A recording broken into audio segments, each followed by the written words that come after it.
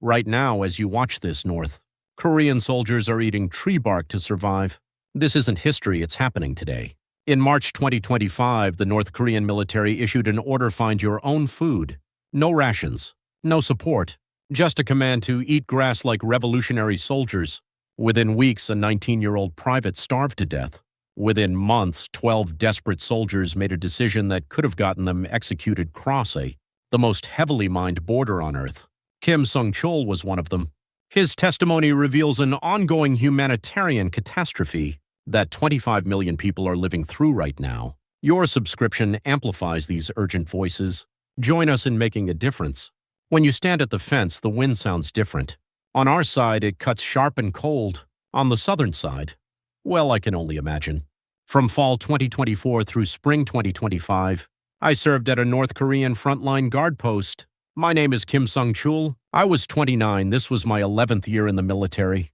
Every morning at 6 a.m. when the bugle woke me up, I had one thought: just survive today. Strange word, right? Survive. But that's what it was. For us, military service wasn't duty, it was survival.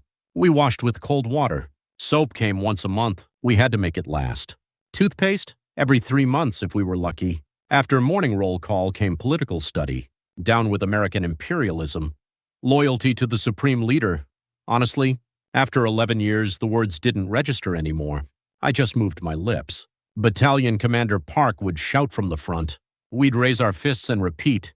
If you didn't, they marked you as a reactionary. After a political study came breakfast. I'm embarrassed to say this, but it was a half a cup of corn rice. Even that was watered down to make it stretch. For side dishes, 2 potatoes boiled in salt water. The kimchi wasn't even cabbage, just a few pieces of radish greens. When I first enlisted, I thought, what is this? But after 11 years, you adapt. Scary how people get used to things. Mornings we stood guard, binoculars in hand, watching across the fence. They taught us to call them South Korean puppet soldiers. But through the scope, they just looked like young guys. Same age as us. Sometimes our eyes would meet. When they did, strange thoughts came to me. Is that guy hungry too? Do his parents worry about him? Lunch was the same as breakfast. Corn rice and bean paste soup. Meat? Only on holidays, and even then just scraps of fat. Barely any actual meat. In 11 years, you know how many times I had real rice? 2 or 3 times a year. Kim Il-sung's birthday, Kim Jong-il's birthday, maybe the full moon festival. Those were real holidays.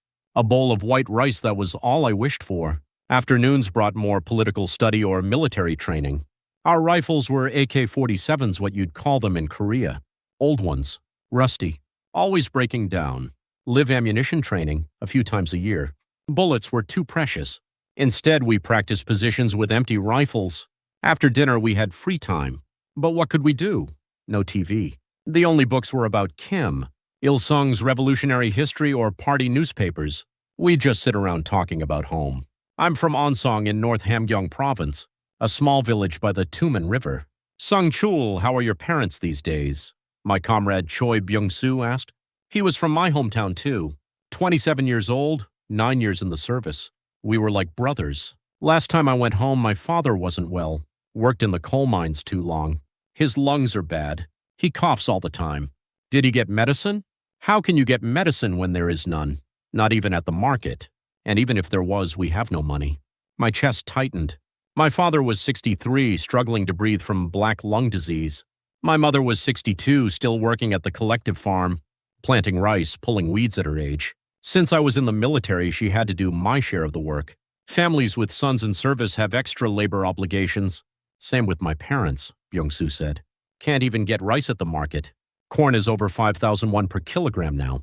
5,000 won was a worker's monthly wage. That bought you 1 kilogram of corn. Rice? We couldn't even dream of it. My mother worked the farm all year and never brought home a single bowl of rice. It all went to the state. At night, we took turns on watch, 2 hours each. Winter was brutal. Temperatures dropped to -20 degrees Celsius. Our uniforms were thin. No coal for heating. We just stood there shaking. Often my feet would go numb. While standing watch, I'd look across the fence. I could see lights on the southern side. Bright lights everywhere. Our side was pitch black, but theirs stayed lit all night. It struck me as odd. Why is it so bright over there? Do they have that much electricity? Our base only got power 2 hours a day irregularly. Same in my home village. Maybe once or twice a week for an hour at a time. Living by candlelight was normal, but the South kept its lights on all night. Every building, every street. At first I didn't understand. I'd been taught they lived wastefully. But after watching those lights every night for 11 years, questions started forming. Are they really worse off than us? According to what we learned, South Korea was an American colony where people starved and suffered. So why are their lights so bright? Why do their soldiers look so healthy? Through binoculars, they look taller, better built. For 11 years, I was a loyal soldier. I followed orders. I shouted the slogans during political study. Loyalty to the leader. I believed it was the only truth. Or tried to. You can't doubt. The moment you doubt, you become a reactionary. But that night on watch, a thought came to me. What if we've got it all wrong? The thought wouldn't leave. No matter how hard I tried to push it away, it kept coming back. Looking at those bright lights across the fence, I wondered for the first time if everything I'd been taught might be false. Of course, I never imagined defecting back then. It was just a small question. Are they really worse off than us? But that small question would eventually change my life completely. Winter 2024, North Hamgyong Frontline Post. Kim Sung-chul, 29, senior soldier. That's how I spent my 11th year, worrying about my parents. Enduring hunger, harboring doubts. I had no idea that a few months later, I'd cross that fence with 12 comrades. It was March 2025, I turned 30 that spring. That morning, Battalion Commander Park made an announcement. His face was harder than usual. Comrades, orders from above. Starting this month, food rations are suspended. You'll have to manage on your own. Silence fell. All 22 of us stood there, holding our breath, rations suspended. What are we supposed to eat? Command has no choice. Comrades, you'll have to find grass, tree bark, whatever you can. A revolutionary soldier should be able to overcome this hardship. Commander Park shouted and turned away. We just stood there, stunned. It was hard to believe. They were cutting off even the corn rice we'd been getting. Hell began that day. We woke up with no breakfast. All the cook had made was grass boiled in salt water. Even that was scarce 1 bowl per day to share. Hyung, I'm starving, whispered Chulsu, the youngest. He was 19, only 2 years in. Always thin, but within days his eyes went hollow. Hold on, I'm hungry too. What can I do? I had nothing to say. I was starving too. In the mornings, I'd feel dizzy. No strength at all. Standing guard, my legs would tremble. After about a week, comrades started going to the mountains to dig up roots. Bellflower roots, deodoc roots. We peeled tree bark and boiled it. At first it was okay, but edible roots ran out fast. Eventually we were eating pine bark. Is this fit for humans? Byung-soo muttered, chewing pine bark. It was bitter, hard to swallow, but hunger forced it down. A few days of that gave us all stomach trouble. Lines formed for the toilet. After 2 months, everyone looked different. We were down to bones. I'd weighed 60 kilograms. Now I felt like I was under 50. My uniform hung loose, kept slipping down. Then one day in April, a 19-year-old private tried to desert. Too hungry, he said he was going home. Slipped out during a shift change. They caught him within a day. The security bureau brought him back. His face was covered in blood. They'd already beaten him. Everyone, assemble! Commander Park yelled. All 22 of us gathered in the yard. The private knelt in the center. Look at this reactionary. He betrayed the motherland and ran. Commander Park's fist flew into the boy's face. Once, twice, 3 times. Blood spattered. The kid collapsed without a sound. If you're hungry, eat grass. Why run away, you bastard? Kicks followed. To the stomach, the ribs, the back. We could only watch. If we intervened, we'd be beaten too. Labeled sympathizers. The private was released from the brig a week later. But he couldn't walk properly. Looked like broken ribs. The medic said there was no medicine. Just bear it. A revolutionary soldier can endure this. What kind of medic says that? We didn't have a single painkiller. In the entire unit. That night, Byung-soo and I stood watch together. In the darkness, he spoke quietly. Hyung, this isn't normal. We're soldiers defending the nation, but the nation is starving us, leaving us to die. His voice trembled. Anger or sadness, I couldn't tell. Watch what you say. If someone hears, so what if they hear? It's the truth. Hyung, our parents are going through this too. Worse than us. My heart sank. He was right. If we were in this condition, what about our parents? Families with sons in the military had extra work obligations. My father had black lung and could barely breathe. My mother was over 60, her back bent from farm work. Hyung, tell me the truth. Is this country we're protecting really the best in the world? I couldn't answer. Everything I'd believed for 11 years was shaking. I looked through the binoculars at the south. The bright lights were still there. Soldiers stood at posts across the fence, same age as us. What do they eat? With lights that bright, they must have plenty of electricity. Probably eat well, too. We were taught this is the best, I muttered. What if that's a lie? Byung-soo said. That night, doubt took root in my mind. Everything we'd learned in political study, everything we'd read in newspapers, was any of it real? Are we really the best country in the world? Do South Korean people really have it worse than us? A few days later, Commander Park shouted again, "Your parents are starving to death. What do you expect?" This is all because of the American imperialists. They've blockaded us. Listening to him, I thought, is it really America's fault? Is that all there is to it? The hunger continued. Our bodies kept wasting away. Our strength kept draining. Guard duty became hard. The rifle felt too heavy to hold. Climbing stairs left me breathless. For the first time, I thought, at this rate, we're all going to die. I pictured my parents. If I starved to death, how sad would they be? They'd counted on me. If they got news that their son died on duty, how could they bear that grief? I couldn't sleep that night. Everything I'd believed was crumbling. We were taught we lived in the best country. It wasn't true. We were taught we were the happiest. That was a lie, too. How could this be? 11 years of loyalty collapsing in an instant. I didn't know then that this wasn't the end, that something worse was coming. It was mid-April, about a month and a half since rations stopped. That morning the bugle sounded, but Chul-soo couldn't get up. "Chul-soo, wake up!" Byung-soo shook him. Chul-soo opened his eyes but couldn't rise. His lips were blue. "Hyung, my legs have no strength." I went closer. His face was swollen. Hands and feet, too. Malnutrition. My father looked like this when there was no food. "Get the medic!" I yelled. The medic came, examined him, shook his head. Malnutrition. He needs proper food. But there's no medicine. Then what do? He'll have to endure. Try to find something for him to eat. The medic left. No medicine at all. We laid Chul-soo on his bunk and went to the mountains to dig roots. We boiled them and tried to feed him, but he couldn't swallow. "Hyung, I want to go home. I want to see my mom." A 19-year-old kid calling for his mother. Watching him, tears came to my eyes. I missed my mother, too. I wanted her to make me a warm bowl of soup. 2 days passed. Chul-soo just lay there, no strength to get up. On the third morning, the comrade in the next bunk grabbed my arm. "Hyung, Chul-soo." I rushed over. Chul-soo wasn't breathing. His hands were cold. Already gone. 19 years old. 2 years in service. His parents back home probably thought he was doing fine. They say the military feeds you, but Chul-soo starved to death. A soldier defending the motherland died because the nation didn't feed him. The funeral was simple. He was called a revolutionary martyr, but there was no compensation for the family. We just put him in a wooden box and buried him on the hillside. At the funeral, Commander Park said, "Comrade Kim Chul-soo sacrificed himself for the motherland. We must all remember his sacrifice." Listening to that, I clenched my fists. Sacrifice? Is that what this is? They starved him to death. No medicine, no proper food, and they call it sacrifice. After the funeral, we returned to the barracks. We'd been 22, now we were 21. No one spoke. We all just stared at the floor. That evening, Commander Park shouted again. Kim Chul-soo died because he was weak. A revolutionary soldier should be fine eating just grass and roots. Something inside me snapped. The anger I'd been holding back wanted to explode, but I pushed it down. Rebelling here would get me killed too.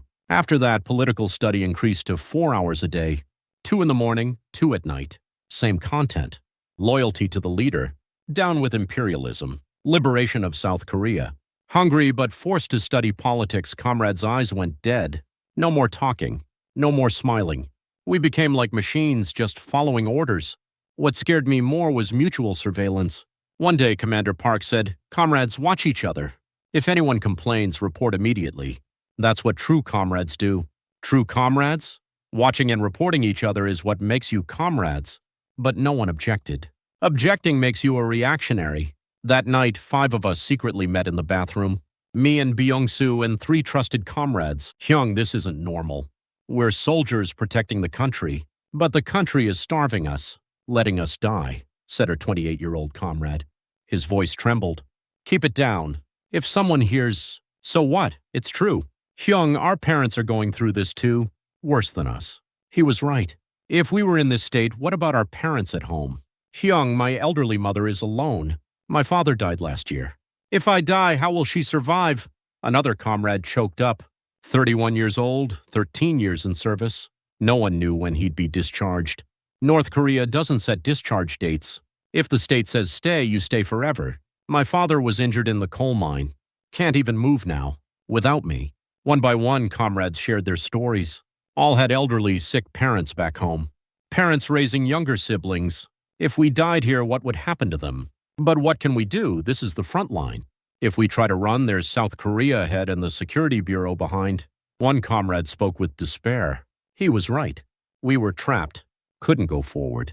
Couldn't go back. Let's just hold on. We'll find a way, I said. But honestly, I had no idea. All we could do was survive day by day. That night, lying in my bunk, I stared at the ceiling.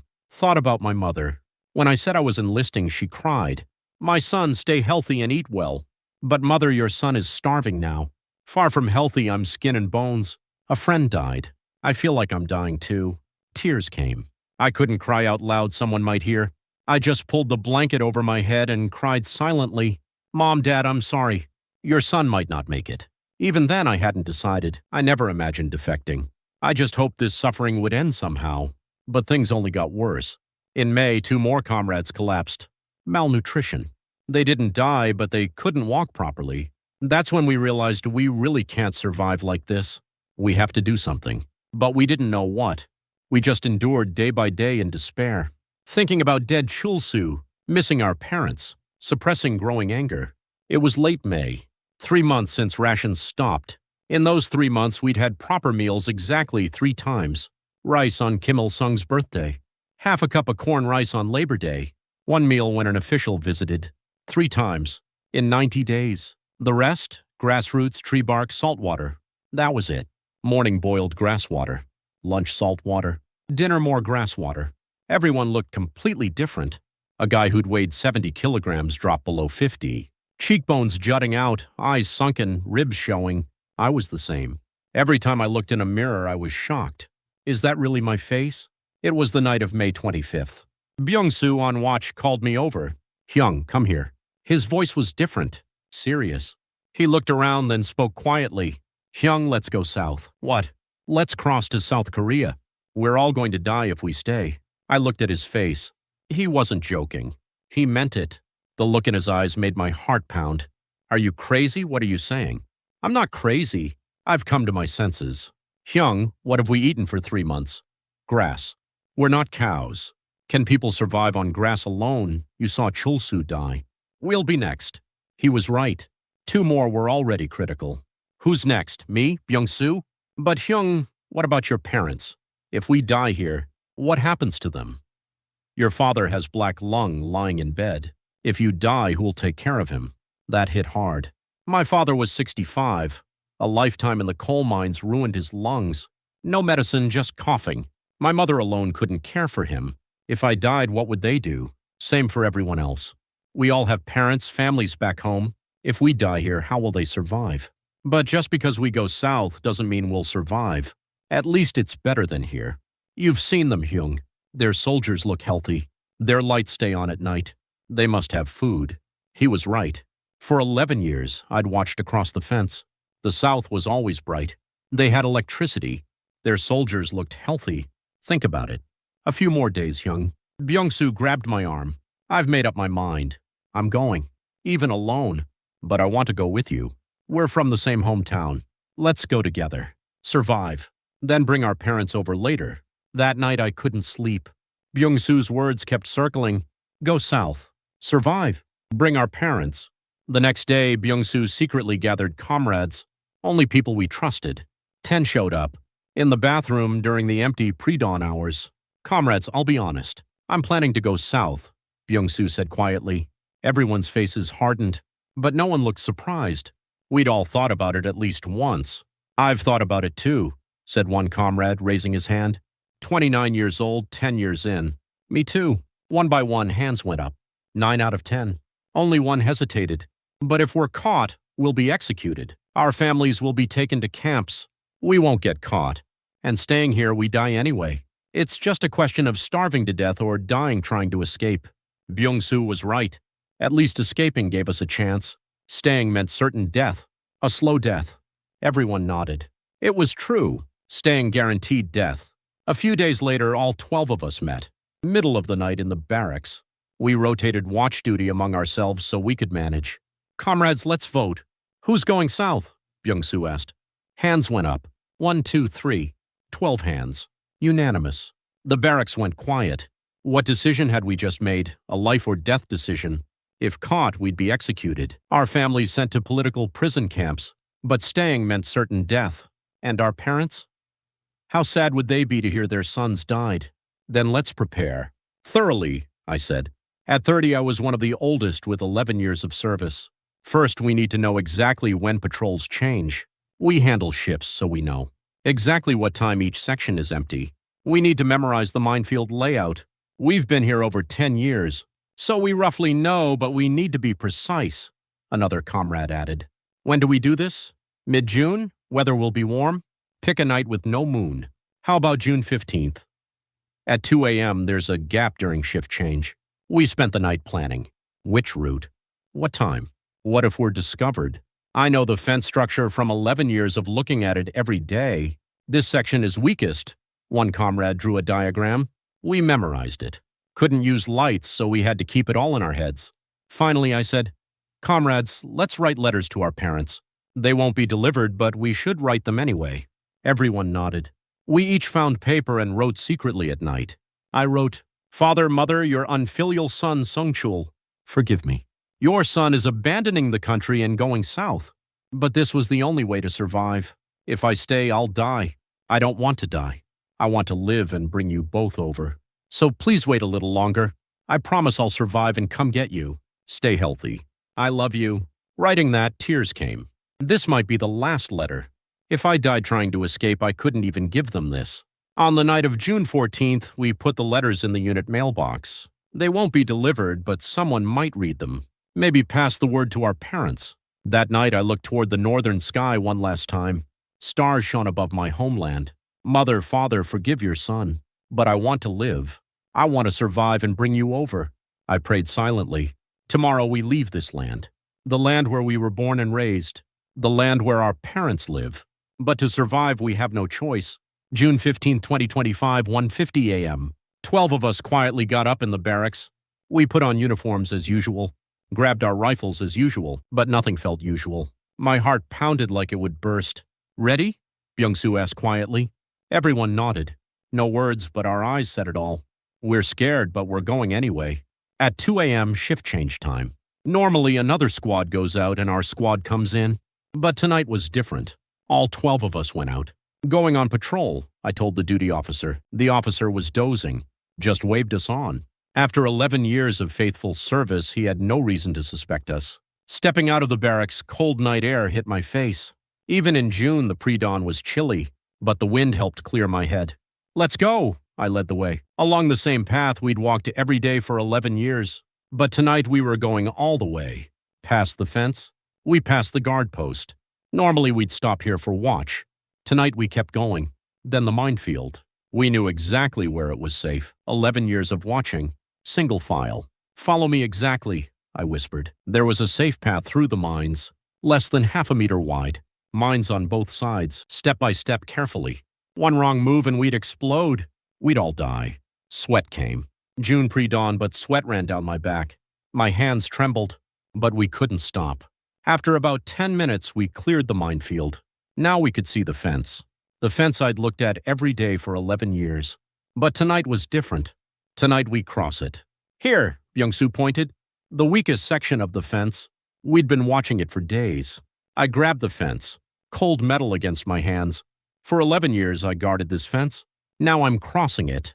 We lifted it together. A gap formed at the bottom, big enough to crawl through one by one. Go. Byung-soo crawled through first. Then me. Then the others. All 12 of us crossed the fence. We were no longer on North Korean soil. The DMZ. Not south yet, but not north either. Run! I yelled. Now it was a race against time. We had to reach the southern fence fast. We ran, looking only forward. I'd never run so fast in my life. 3 months of starvation, no strength, but somehow the power came. The will to live drove us. Then it happened. Beep, an alarm sounded behind us. From the northern post, we'd been discovered. "Don't shoot! Don't shoot!" someone yelled from behind. Probably the duty officer. But it was too late. Bang, bang, bang gunfire. From the north. Aimed at us. "Get down!" Instinct made me shout, but we couldn't get down. We had to keep running. Stopping meant death. "Hyung!" A scream from behind.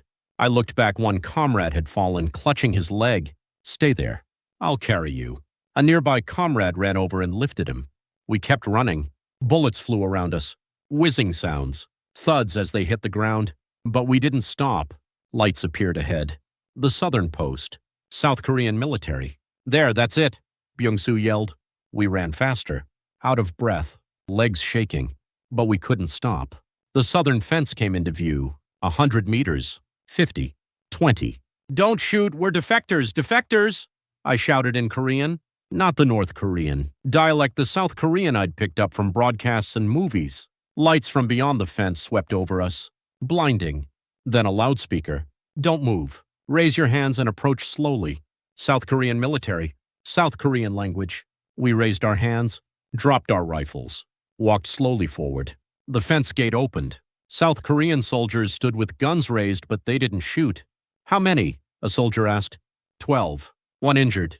12? You all came together? The soldiers looked shocked. Group defections were rare. "Come in." Quickly. They brought us inside. Through the fence gate. Onto southern soil. My legs gave out. I collapsed. The other comrades did too. All 12 of us sank to the ground, gasping for breath. "We made it. We made it." Byung-soo choked up. "We're alive." We survived. Tears came to my eyes too. I'd been terrified. We almost died. But we survived. All 12 of us. Except for one with a leg wound, everyone made it safely. South Korean soldiers brought water and blankets. "Are you okay? Anyone hurt?" one soldier asked. His voice was gentle. He didn't talk down to us, he used respectful language. "Yes, we're okay." I drank the water. Cold, clean water going down my throat. I'd never tasted water this clean. A medic is coming for the injured. Don't worry. A few minutes later, a medic arrived. Treated the comrade's leg, disinfected it, bandaged it, gave him painkillers, medicine. Our unit didn't have a single painkiller. "If you're hungry, eat this." A soldier handed us bread. Bread. Soft, fluffy bread. I'd never had it in the unit. I took a bite. Sweet. Soft. So this is bread. This is real food. Tears came again. I cried while eating bread. All 12 of us cried while eating bread. 11 years. 11 years of starvation. Eating grass roots, tree bark, drinking salt water. And now we can eat bread like this. Drink clean water. And there's medicine. We survived. We failed our parents, but we survived.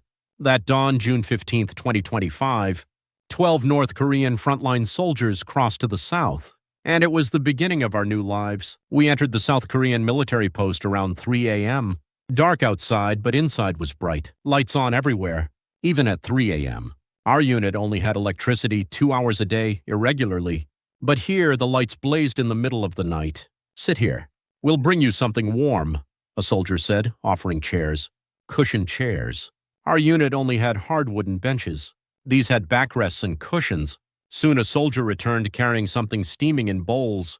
Instant noodles. "Please eat." Instant noodles. I'd heard of them. Decadent food the South Korean puppets ate. But it smelled good. Like meat.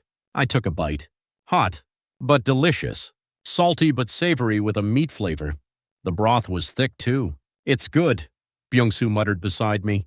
We all ate the noodles frantically. The first proper food in 3 months. "If you need more, just say so," the soldier said. "More? There's really more? Can we really eat more?" "Yes, as much as you want." Several of us raised our hands. The soldier smiled and brought more noodles. Watching that almost brought tears again. There's this much food. After eating, my head cleared. I looked around. The post looked different. Clean. The floor was clean. The walls were clean. Our post had dust and mold everywhere. This was bright. Something sat in the corner. A rectangular box. "What's that?" I asked. "Oh, the refrigerator." "Refrigerator?" "Yeah, for storing drinks and food." "Want to see?" The soldier opened the refrigerator. Inside were drinks everywhere. Cola, Sprite, juice. Every kind imaginable. All this is here? Yes, take what you want. We stared at the refrigerator, stunned. I'd never seen this much food and drink.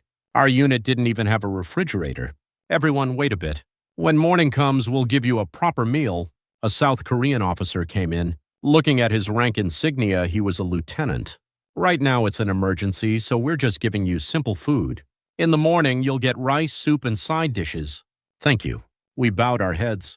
They were treating us so well we didn't know what to say. Morning came. Through the window it got bright. Then a smell came from the cafeteria. The smell of cooking rice. Mealtime. This way, please. In the cafeteria, tables were set. White rice, kimchi stew, fried eggs, seaweed, and even fish. This is all for us? Byung-soo asked with disbelief. Yes, eat. There's more if you need it. White rice. In 11 years of military service, I'd only eaten it 3 times a year, and now it was right in front of me. Not just one bowl as much as I wanted.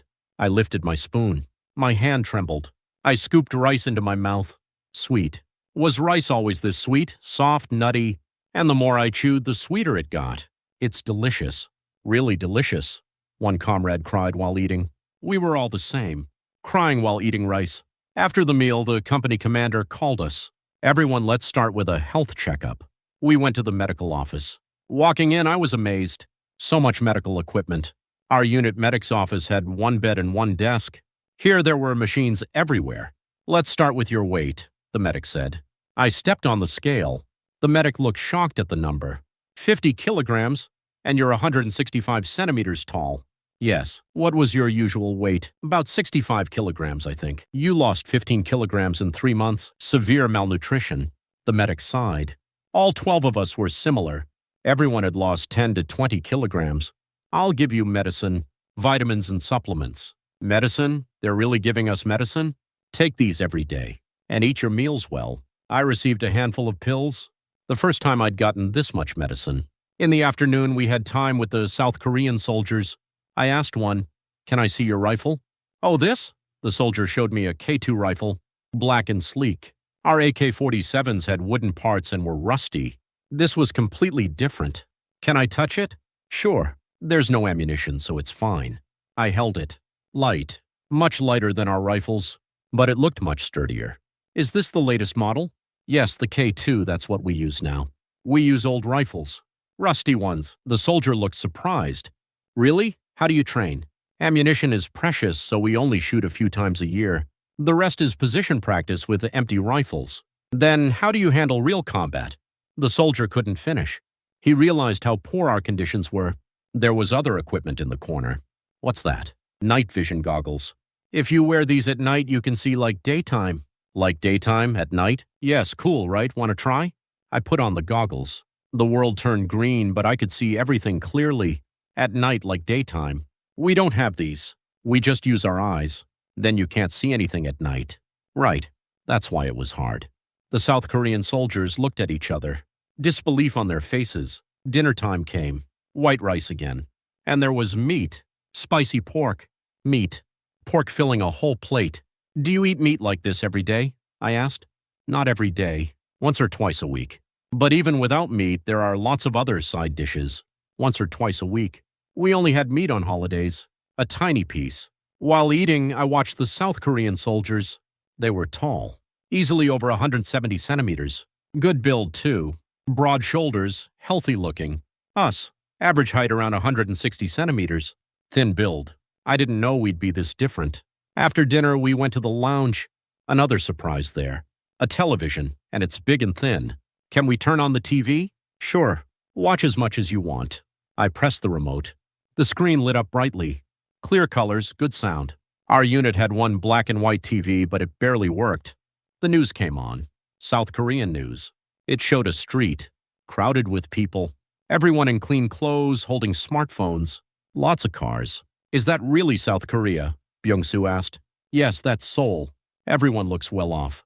"Well, they're just living normally." "Normally, that's normal." We'd been taught South Korea was an American colony where people starved and suffered. But those people were smiling. They looked healthy and happy. "We were lied to," one comrade muttered. "For 11 years, no, our whole lives we were lied to." That night I lay in bed. A soft bed. Clean, warm blankets. But I couldn't sleep.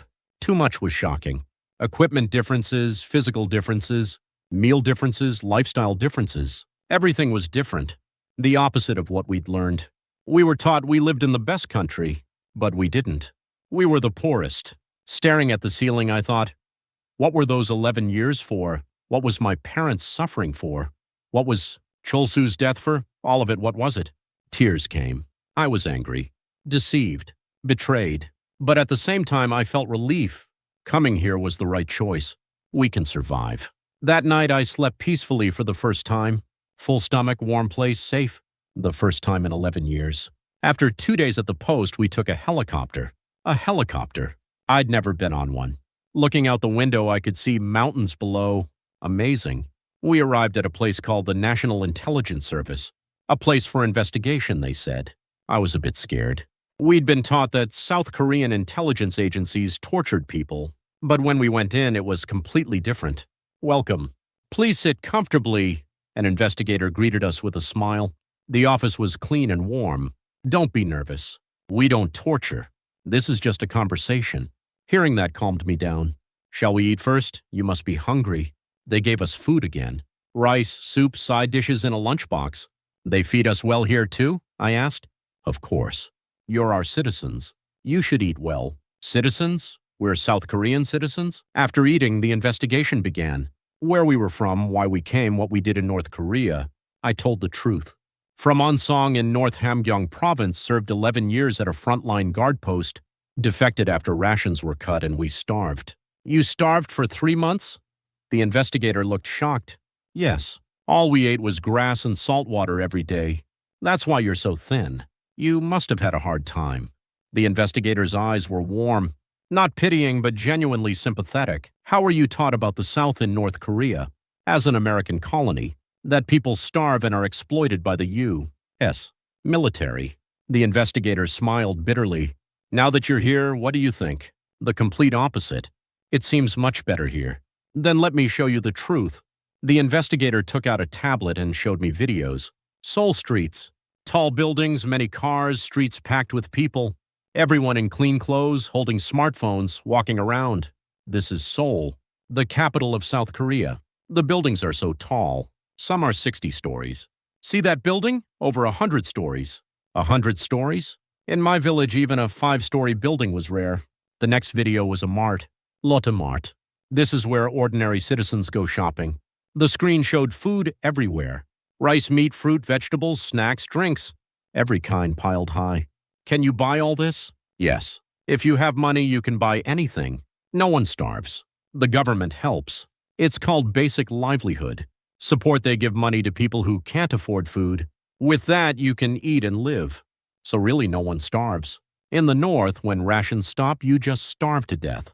Want to see the internet? The investigator showed me a computer. This is Google, a search site. You can look up anything. Anything? Yes. Try it. Search for North Korean reality. With trembling hands, I searched. North Korean reality. Countless articles appeared. Photos, too. Pictures of North Korean residents, children, starving people. That's what we look like. Everyone in the photos was thin, worn clothes. Children had swollen bellies, malnutrition. Are these real? Yes, all real. Journalists who covered North Korea took them. Tears came. That's what we look like. What the world sees when they look at us. So South Korea really is prosperous? Yes. South Korea is one of the top 10 economies in the world. And North Korea, one of the poorest. Hearing that, everything crumbled. Everything we learned was a lie. A few days later, after the investigation, the 12 of us met again. We'd all learned similar things. That we'd been deceived. Hyung, I watched TV last night, Byung-soo said. An entertainment show. People were laughing, eating, looking happy. I watched too. The news people freely criticize the government. In the North, that gets you sent to a political prison camp. Another comrade spoke. They say there's freedom of expression here. You can say anything. We talked for a long time. About South Korea, North Korea, and the time we'd lost. What about our parents? I muttered. Parents are still in the North. If they find out we defected, they'll be punished. Because of us. Everyone's face is darkened. We all had the same worry. Hyung, but we survived, one comrade said. If we work hard here and earn money, maybe we can bring our parents later. Is that possible? The investigator said some people bring family through brokers. It costs a lot, but that gave me hope. Right. If we work hard and earn money, maybe someday we can bring our parents. After the investigation, we went to a place called Hanawan, an education center for defectors, they said. On the bus ride, the scenery outside was amazing. Tall buildings, wide roads, many cars. Is all this real? This is Hanawan, a clean building, like a dormitory. For the next 3 months, you'll stay here and receive education about South Korean society. Education sounded rigid, but it wasn't at all. South Korean speech is a bit different, similar to North Korean but different accent. The teacher kindly taught us. Pronunciation practice, vocabulary learning. This is a smartphone. You'll all use one eventually. A smartphone. A palm-sized device for calling, internet, taking photos. So many amazing things. We also learned how to use banks. You deposit money in banks? In the North, that was unimaginable. Over 3 months, we learned a lot. South Korean history, economy, culture, law. Things we'd never known before. The most impressive was human rights education. You're all free people now. You can go where you want, do what you want, say what you want. Freedom. I didn't know that word was so precious. In the North, you can't even imagine that. Right. The party tells you what to do. Now you can choose. Your life is yours. Hearing that at 30 the first time. My life is mine. During education, the 12 of us often met, talked about the future. I want to try being a police officer. I have military experience. I want to work in a factory. Learn skills. I want to open a restaurant. Learn to cook. Everyone had dreams. In the North, you can't dream. Your life is decided from birth. What will you do, Hyung? Byung-soo asked. My goal is to bring my parents. To do that, I need to earn a lot of money. So I'll work hard. Me too. Let's work hard together. We clasped hands. Hometown friends, same unit comrades, survivors together. Near the end of the 3-month education, the teacher said, You're all citizens of South Korea now. Live with your heads high. Citizens. We're really citizens of this country. The day we left Hanawan, we received settlement money. 8 million won. This is all mine? Yes. The government gives settlement support. Use it to find housing, live, and prepare for employment. 8 million won. In North Korean money, that's tens of millions. I'd never seen this much money. Use this to find a place to live and prepare for work. We boarded a bus, now really entering South Korean society. I looked out the window. Seoul streets came into view. Tall buildings, many people, fast-moving cars. I'm part of this now. I can live freely like those people. Scared but also excited. A new life was beginning. It's September 2025. After finishing Hanawan education, I found a place in Ansan, Gyeonggi Province. A one-room. Small but my space. The first time in my life I had my own home. When I opened the door and walked in, I'll never forget that feeling. A clean room, warm heating, a bathroom, a kitchen. All mine. This is my home. Unpacking, tears came. At 30, my first personal space. That evening, I went to a convenience store for the first time. The fact that it's open 24 hours amazed me. It was 10 p.m. and still open. Inside, food everywhere. Triangle kimbap, lunchboxes, instant noodles, snacks, drinks. Everything imaginable. How much? I asked, holding triangle kimbap. 500 won. You can eat your fill for 500 won? In the North, 5,000. One bought 1 kilogram of corn. I bought the kimbap and sat on a park bench. Opened the wrapper, took a bite. Tuna flavor. Delicious. Eating, I looked at the sky. The Seoul sky was bright. Couldn't see many stars, but the building lights were brilliant. What are my parents doing now? Thoughts of home came. Unsong in North Hamgyong Province. A village by the Tumen River. There, it's about 11 p.m. now. No electricity, sleeping by candlelight. Father coughing. Mother worrying. Where did my son go? He tried to desert. Is he even alive? They probably heard about my defection. The security bureau would have come. Investigated them. Maybe punished them. Mom, Dad, I'm sorry. But I had no other way to survive. If I stayed, I'd die. I don't want to die. I want to live and bring you over. I promised myself. Just wait a little. I'll definitely come get you. The next day, I started looking for work. I looked for jobs where 11 years of military experience could help. I interviewed at a security company. You're from North Korea? The interviewer asked. Yes. I served 11 years in a Frontline guard unit. You have a lot of experience. We'll hire you. I got my first job. Apartment security guard. It was a proper job.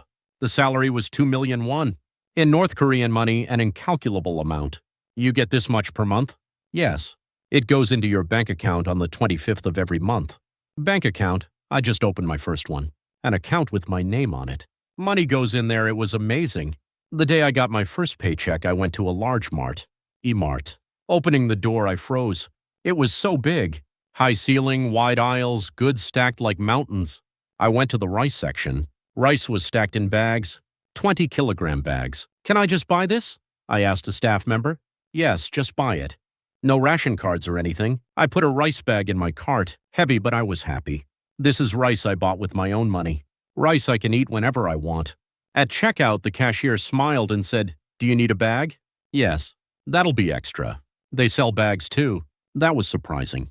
I came home and opened the rice bag. White rice poured out. I touched it with my hands. Soft. I cooked rice. In an electric rice cooker. Just press a button. In the north, we used firewood. Here, one button. 30 minutes later, the rice was done.